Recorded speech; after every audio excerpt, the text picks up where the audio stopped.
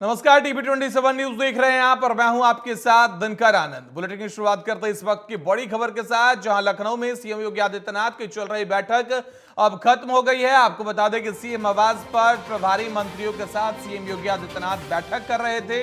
विधानसभा उपचुनाव की तैयारियों को लेकर इस दौरान चर्चा की गई। साथ ही आपको बता दें कि उत्तर प्रदेश में 10 सीटों पर उपचुनाव होने हैं, लेकिन उससे पहले सूत्रों के हवाले से अब बड़ी जानकारी निकलकर सामने आई है कि योगी मंत्रिमंडल में बदलाव हो सकता है। बड़ी जानकारी इस वक्त की आपके साथ साझा कर रहे हैं। साथ ही जिन 10 सीटों पर उपचुनाव होने हैं उसमें से एक सीट पर 3 मंत्रियों को जिम्मेदारी दी गई है। आपको बता दें कि यूपी के डिप्टी सीएम केशव प्रसाद मौर्य जहां एक तरफ कल दिल्ली पहुंचे थे, वहीं आज लखनऊ में सीएम योगी आदित्यनाथ ने सभी मंत्रियों के साथ बैठक की। आपको बता दें कि आगामी विधानसभा उपचुनाव को लेकर यह बैठक हुई। बैठक में किस तरीके से सभी 10 सीटों को जीती जाए, इसको लेकर रणनीति बनाई गई। साथ ही आपको बता दें कि खबर यह भी निकलकर सामने आ रही है कि उपचुनाव से पहले योगी मंत्रिमंडल में भी बदलाव हो सकता है। आपको बता दें कि यूपी के डिप्टी सीएम केशव प्रसाद मौर्य ने कल जेपी नड्डा से मुलाकात की और इसके बाद लगातार चर्चाएं तेज है कि क्या उत्तर प्रदेश में कुछ बड़ा होने वाला है, क्या बीजेपी संगठन में कोई बड़ा फेरबदल हो सकता है, क्या कई तरीके के सवाल हैं जो राजनीतिक गलियारों में तेज हैं। लेकिन इस बीच बड़ी जानकारी ये है कि क्योंकि मंत्रिमंडल में बदलाव हो सकते हैं, सूत्रों के हवाले से खबर निकलकर सामने आई है। साथ ही आपको जानकारी दे दें कि 10 सीटों पर जो चुनाव होने हैं उसको लेकर एक लिस्ट निकलकर सामने आई है, जिसमें 30 मंत्रियों के नाम शामिल हैं। लेकिन इस लिस्ट में अहम बात यह है कि दोनों डिप्टी सीएम के नाम शामिल नहीं है। जिन 10 विधानसभा सीटों पर उपचुनाव होने हैं उसको लेकर 30 मंत्रियों को जिम्मेदारी दी गई है और जिन नेताओं को जिम्मेदारी दी गई है उनमें दोनों डिप्टी सीएम के नाम शामिल नहीं हैं। और लगातार केशव प्रसाद मौर्य दिल्ली दौरे पर पहुंच रहे हैं। दिल्ली पहुंचने के बाद उन्होंने एक बार फिर से सोशल मीडिया पर लिखा, सरकार से बड़ा संगठन होता है। उत्तर प्रदेश की योगी आदित्यनाथ सरकार को लेकर बड़ी खबर निकलकर सामने आ रही है। मुख्यमंत्री योगी आदित्यनाथ अपने मंत्रिमंडल में बड़ा बदलाव कर सकते हैं। इसके अलावा बीजेपी प्रदेश संगठन में भी बड़ा बदलाव संभव है। वहीं इस बीच आपको बता दें कि 10 विधानसभा सीटों पर होने वाले उपचुनाव को लेकर लखनऊ में जो बैठक हो रही थी वह खत्म हो गई है। बैठक के बाद यह खबर निकलकर सामने आई है कि 30 मंत्रियों को जिम्मेदारी सौंपी गई है, लेकिन इन मंत्रियों को जिम्मेदारी सौंपी गई है, इनमें दोनों डिप्टी सीएम के नाम शामिल नहीं हैं। तो बड़ी जानकारी इस वक्त की आपके साथ साझा कर रहे हैं, जहां योगी भी आदित्यनाथ लखनऊ में बैठक कर रहे थे। बैठक खत्म हो चुकी है और अब खबर यह है कि बीजेपी प्रदेश संगठन में बड़ा बदलाव हो सकता है। साथ ही खबर यह भी है कि बदलाव विधानसभा उपचुनाव के बाद होंगे। वहीं यूपी में सीएम के चेहरे पर कोई बदलाव नहीं किया जाएगा। लगातार राजनीतिक गलियारों में तमाम तरह की चर्चाएं तेज हैं, लेकिन इस बीच खबर यह है कि सीएम के चेहरे में कोई बदलाव नहीं किया जाएगा, लेकिन संगठन में बड़ा फेरबदल देखा जा सकता है। दरअसल लोकसभा चुनाव के नतीजे आने के साथ यूपी बीजेपी में तापमान बढ़ा हुआ है। डिप्टी सीएम केशव प्रसाद मौर्य परोक्ष रूप से बार बार इस बात को लेकर मुद्दा उठा रहे हैं कि राज्य में पार्टी और सरकार के अंदर सब कुछ ठीक नहीं चल रहा है। केशव प्रसाद मौर्य के बयान इस ओर इशारा करते हैं कि सरकार से बड़ा संगठन है, कार्यकर्ताओं का दर्द मेरा दर्द है। वहीं ज्यादा जानकारी के लिए हमारे संवाददाता पंकज तिवारी हमारे साथ लखनऊ से लाइव जुड़ गए हैं। पंकज, सीएम योगी आदित्यनाथ मंत्रियों के साथ बैठक कर रहे थे, बैठक खत्म हो गई है। वहीं इस बीच एक बार फिर से सूत्रों के हवाले से खबर निकलकर सामने आई है कि उत्तर प्रदेश में बीजेपी संगठन में बड़ा बदलाव हो सकता है, मंत्रिमंडल में भी फेरबदल हो सकता है। बिल्कुल दिनकर, देखिए आपको बता दें कि आज मुख्यमंत्री योगी आदित्यनाथ ने अपने 5 कालीदास आवास पे बैठक बुलाई थी और वो जो बैठक थी वो प्रभारी मंत्रियों की बैठक थी, जो यूपी में 10 सीटों पे बाई इलेक्शन होने वाला है, विधानसभा का उपचुनाव होने वाला है, जिनको जिम्मेदारी दी गई थी, जिनको प्रभार दिया गया था, उन मंत्रियों की बैठक थी। और आपको बता दें कि बैठक में सभी मंत्री शामिल हुए थे। साथ ही साथ सीएम ने सभी मंत्रियों से बाई इलेक्शन को लेकर के क्या क्षेत्र में क्या स्थिति है, बीजेपी की जनता क्या कह रही है और जो सरकार सरकार की योजनाएं हैं वो जनता तक कैसे पहुंच रही है, कितनी पहुंच रही है, सारा फीडबैक लिया। साथ ही साथ क्या रणनीति बनाई गई है कि 10 सीटों पे बीजेपी का कमल खिले और विपक्ष को वहां पे करारी मात दी जाए। क्योंकि देखा जाए तो आम चुनाव में जिस हिसाब से बीजेपी को जो है कि झटका लगा है, कहीं ना कहीं डैमेज कंट्रोल करना चाहती है बीजेपी, और इसकी कमान जो है कि सीधे तौर पर सीएम योगी ने संभाली है, लिहाजा आज बैठक किया गया था। दूसरी चीज जो आपने कहा कि राजनीतिक सरगर्मियां तेज हो रही है, तो बैठक दोनों जगह हो रहा है। राजधानी लखनऊ में भी चल रही है बैठक और साथ ही साथ राजधानी दिल्ली में भी बैठक चल रही है। आपको बता दें कि केशव प्रसाद मौर्य और बीजेपी अध्यक्ष दोनों लोग दिल्ली में बने हुए हैं और अमित शाह से मुलाकात लेकिन पंकज इस बीच सवाल यह है कि जहां सीएम योगी आदित्यनाथ ने बैठक की, उसके बाद एक लिस्ट निकलकर सामने आई जिसको कहा जा रहा है कि सीएम योगी आदित्यनाथ ने 10 विधानसभा सीटों पर जो उपचुनाव होने उसके लिए स्पेशल 30 क्रिएट किया है। 30 मंत्रियों को जगह दी गई है, लेकिन अहम बात यह है कि दोनों डिप्टी सीएम इससे बाहर हैं।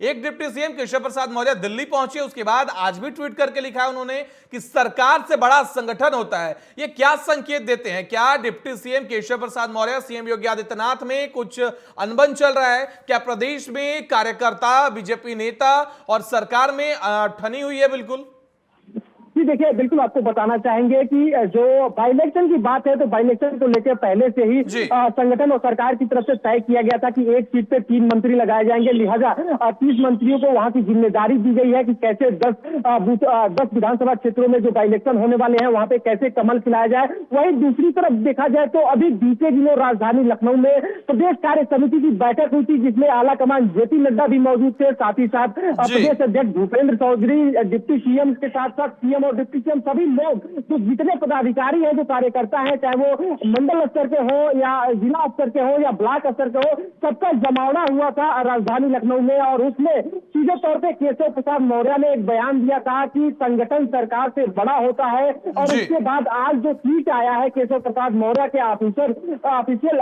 ट्विटर हैंडल से कि जो आम कार्यकर्ताओं का जो दुख है वो डिप्टी सीएम का दुख है, और अभी भी वो कह रहे हैं कि सरकार से बड़ा संगठन होता है और एक जो है कि संगठन का सिपाही बीजेपी के लिए महत्वपूर्ण है। तो कहीं ना कहीं ये इंडिकेशन है कि बीजेपी में भी अंदर खाने सब कुछ बेहतर नहीं चल रहा है और इसका सीधा फायदा कहीं ना कहीं विपक्ष उठाना चाहती है। समाजवादी पार्टी के जो राष्ट्रीय अध्यक्ष हैं अखिलेश यादव, उनका भी ट्वीट आ चुका है कि बीजेपी में अंदर खाने सब कुछ सही नहीं है। जिस हिसाब से लगातार 2 दिनों से केशव प्रसाद मौर्य दिल्ली में आला कमान हो या फिर गृह मंत्री अमित शाह हो मुलाकात कर रहे हैं, कहीं ना कहीं मुलाकात दिल्ली में हो रही है, लेकिन राजनीतिक सरगर्मियां तेज हो रही है राजधानी लखनऊ में। वहीं कल रात में आला कमान जेपी नड्डा के वहां जो है कि बीजेपी प्रदेश अध्यक्ष भूपेंद्र चौधरी को तलब किया गया था, इनकी भी मुलाकात हुई थी। तमाम जो चर्चाएं हुई है, जो बातें हुई हैं, कहीं ना कहीं ये कयास लगाया जा रहा है कि आने वाले वक्त में जिस हिसाब से आम चुनाव में प्रदर्शन रहा है, इसको देखते हुए संगठन में बदलाव। बिल्कुल पंकज, आप बने रहे हमारे साथ, आगे भी आपसे जानकारी लेंगे। वहीं हमारे संवाददाता आलोक राजा भी हमारे साथ फोन लाइन पर जुड़ गए हैं। आलोक, क्या जानकारी निकलकर सामने आ रही है? उत्तर प्रदेश में राजनीतिक गलियारों में चर्चाएं तेज है। एक तरफ मुख्यमंत्री योगी आदित्यनाथ विधानसभा उपचुनाव को लेकर बैठक उन्होंने किया, स्पेशल 30 बनाया गया जिसमें दोनों डिप्टी सीएम नहीं है। दूसरी तरफ केशव प्रसाद मौर्य ने फिर से ट्वीट कर लिखा है कि सरकार से बड़ा संगठन है, कार्यकर्ताओं का दर्द मेरा दर्द है। क्या ये दिखाता है कि उत्तर प्रदेश में बीजेपी में वर्चस्व की लड़ाई चल रही है? क्या सब कुछ ठीक नहीं है? बिल्कुल दिनकर, मैं बता दूं जिस तरीके से पार्टी में जो चल रहा है, जो अंदर खाने से जो खबरें निकल करके आ रही हैं, बैठकों का दौर लगातार जारी है। और अभी हाल ही में जिस तरीके से मैं 5KD पे हूं, पार्थ कालीदास पार्क पर, जहां पर बैठक चल रही थी, फिलहाल प्रभारी मंत्रियों को बुलाया गया था और सीएम ने मंत्रियों को जो हफ्ते में 2 दिन और 2 रात्रि विश्राम के निर्देश दिए हैं। जाहिर सी बात है कि दिनकर 10 सीटों पर उपचुनाव को लेकर मुख्यमंत्री योगी आदित्यनाथ ने सभी प्रभारी मंत्रियों से मुलाकात की और एक हर ग्रुप से अलग अलग उनके क्षेत्र का हाल जाना कि कहां पर क्या दिक्कतें हैं, किस तरीके की सुगबुगाहट है। वहीं मुख्यमंत्री योगी आदित्यनाथ की तरफ से आपको बता दें बहुत एक अहम बात कि सभी 10 ग्रुप को ये निर्देश भी दिए गए हैं कि सबको अपने प्रभारी क्षेत्र में हफ्ते में 2 दिन तक रात्रि विश्राम करना है, जब तक कि चुनाव समाप्त ना हो जाए। यानी कि उपचुनाव जब तक जारी रहेंगे तब तक ये गतिविधियां लगातार जारी रहेंगी। दिनकर जी बिल्कुल आलोक, लेकिन सवाल यह है कि क्या केशव प्रसाद मौर्य और सीएम योगी के बीच तलवारें खींची हुई है? और इसकी मुख्य वजह यह है कि सीएम योगी सरकार में अफसरशाही हावी है और जिससे कि बीजेपी कार्यकर्ता और नेता भी काफी परेशान हैं। लोकसभा चुनाव के नतीजे आए, उसके बाद कई नेताओं के बयान निकलकर सामने आए कि यहां तो बीजेपी के कार्यकर्ता और नेता थाने में फोन करते हैं, प्रशासन स्तर पर जाते हैं, अफसरशाही इतनी हावी है कि खुद मंत्रियों के फोन तक नहीं उठाए जाते। देखिए दिनकर, एक बात तो साफ तौर पर जाहिर है जी। कि अफसरशाही जिस तरीके से हावी है, और इस बात को लेकर के मुख्यमंत्री योगी आदित्यनाथ खुद कई बार बैठकों में सार्वजनिक मंचों जी। से इस बात को लेकर के कह चुके हैं कि अफसरशाही जो है वो कहीं ना कहीं हावी, जिसको कील काटे दुरुस्त करने की कवायद वो लगातार कर भी रहे हैं। और जैसा कि आपने जो कहा दिनकर की जो लगातार डिप्टी सीएम और मुख्यमंत्री योगी आदित्यनाथ के बीच जो तलवार जैसी बात कही, वो लेकिन अगर कहा जाए कि अगर आम जी। पब्लिक ये बोलती है, लेकिन जो अगर राजनीतिक गलियारों में फिलहाल इस तरीके की कोई बात अभी ऐसी नजर नहीं आ रही। ये बात उन्होंने अपने ट्वीट से भी साफ तौर पर कहा कि सब लोग संगठन के साथ मिलकर के जी। काम करेंगे, और केशव प्रसाद मौर्य की इस बात को बखूबी आसानी से भी समझा जा सकता है कि किस तरीके से संगठन जो है वो सबसे बड़ा है। इस बात को उन्होंने साफ तौर पर जी। अपने ट्वीट में भी कहा और सार्वजनिक मंचों से भी कहा, खुद डिप्टी सीएम केशव प्रसाद मौर्य ने। जी बिल्कुल, हमारे साथ पंकज भी बने हुए हैं। पंकज, कहा यह भी जा रहा है कि अगर विधानसभा उपचुनाव के बाद कोई परिवर्तन हो सकता है संगठन में भी, विधानसभा उपचुनाव तक सभी चीज सामान्य रहेंगी, सभी मिलकर एक साथ चुनाव लड़ते हुए नजर आएंगे। लेकिन मेरा सवाल आपसे यह है कि इस बीच अखिलेश यादव का ट्वीट निकलकर सामने आया। अखिलेश यादव ने यह कहा है कि जो बीजेपी दूसरों का दल तोड़ने का काम करती थी आज खुद टूट रही है। बीजेपी में अंदर लड़ाई चल रही है, लेकिन प्रदेश में कानून व्यवस्था लचर हो गई है। जी बिल्कुल, देखिए दिनकर, आपको बता दें कि जिस जी। हिसाब से कार्य समिति की बैठक के अंदर जो है कि केशव प्रसाद मौर्य संबोधित कर रहे थे, और उनका जब ये बयान आया तो कहीं न कहीं एक बना बनाया खेल मिल गया विपक्ष के हाथ में। और यही कारण है कि आज जो है कि अखिलेश यादव इस तरह का ट्वीट कर रहे हैं कि जो सभी पार्टियों को तोड़ने में लगी हुई थी, अंदर खाने कहीं न कहीं बवाल मचा हुआ है। तो ये जाहिर है कि जिस हिसाब से बयानबाजी चल रही है दोनों तरफ से, और जिस हिसाब से कार्यवाही चल रही है, लेकिन बीजेपी के जो आला अधिकारी हैं, जो आला पदाधिकारी हैं, उनका साफ तौर पे कहना है, वो डैमेज कंट्रोल करते नजर आ रहे हैं कि बीजेपी में संगठन कैडर बेस्ड पार्टी है, और संगठन मजबूत कड़ी होती है। बिना संगठन के कोई सरकार नहीं होती, संगठन लड़ाई लड़ती है, उसके बाद एक सरकार का निर्माण करती है। तो डैमेज कंट्रोल किया जा रहा है। लेकिन कहीं ना कहीं जो दिल्ली में जो मुलाकात हुई है केशव प्रसाद मौर्य की, वो कहीं ना कहीं राजनीतिक हलचल को तेज कर रही है। आपको बता दें कि आज शाम 6 बजे मुख्यमंत्री ने वक्त मांगा है राज्यपाल से मिलने के लिए। ये बात कहीं ना कहीं और जो है कि इस गर्माहट को धार दे रही है। आने वाले वक्त में बाई इलेक्शन है, उसके बाद हो सकता है कि जो संगठन है उसमें बदलाव देखने को मिले। साथ ही साथ मानसून सत्र को लेकर भी चर्चाएं चल सकती हैं। तो ढेर सारी ऐसी चीजें हैं जो धीरे धीरे करके एक एक करके साफ होती जा रही है। जी बिल्कुल पंकज, लेकिन ऐसे में राजनीतिक गलियारों में चर्चाएं जब तेज है तो पॉलिटिकल पंडित भी कयास लगा रहे हैं। कहा यह जा रहा है कि क्या बीजेपी संगठन में फेरबदल करने के पीछे की मंशा यह तो नहीं है कि उत्तर प्रदेश की बागडोर केशव प्रसाद मौर्य को सौंपा जाए अध्यक्ष के तौर पर, क्योंकि पहले भी इन्होंने अध्यक्ष रहे और उसके बाद बीजेपी के नतीजे फेवर में आए थे।